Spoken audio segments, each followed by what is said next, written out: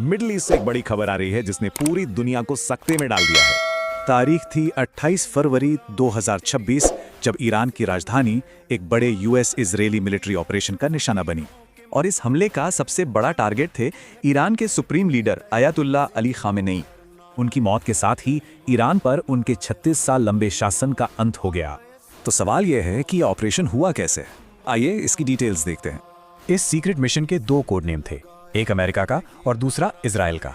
ये सिर्फ एक हमला नहीं था, ये एक डीकैपिटेशन स्ट्राइक थी जिसका मकसद टॉप लीडरशिप को खत्म करना था।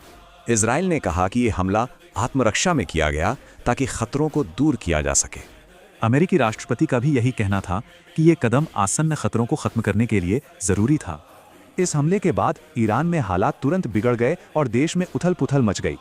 तो खामेनेई के बाद अब ईरान का अगला लीडर कौन होगा, ये एक बहुत बड़ा सवाल बन गया। ईरान के रेवोल्यूशनरी गार्ड्स ने बदला लेने की कसम खाई और अब तक के सबसे बड़े हमले की धमकी दी। इसका असर आम लोगों पर भी पड़ा। रिपोर्ट्स के मुताबिक पहले ही दिन 201 लोग मारे गए। ईरानी विदेश मंत्री ने कहा कि इस हमले में आम नागरिकों यहां तक कि बच्चों को भी निशाना बनाया गया है। लेकिन सबसे अहम सवाल है टाइमिंग का। यह हमला आखिर इसी वक्त क्यों किया गया? हैरानी की बात है कि यह हमला न्यूक्लियर डील पर बातचीत में सफलता की खबर के ठीक अगले दिन हुआ। मतलब ये कोई इत्तेफाक नहीं था। अधिकारियों ने बताया कि इस ऑपरेशन की प्लानिंग महीनों से चल रही थी। जाहिर है इस खबर से पूरी दुनिया में हलचल मच गई और सबकी नजरें मिडिल ईस्ट पर टिक गईं। पूरी दुनिया से रिएक्शंस आने लगे। कई देशों ने चिंता जताई और शांति बनाए रखने की अपील की।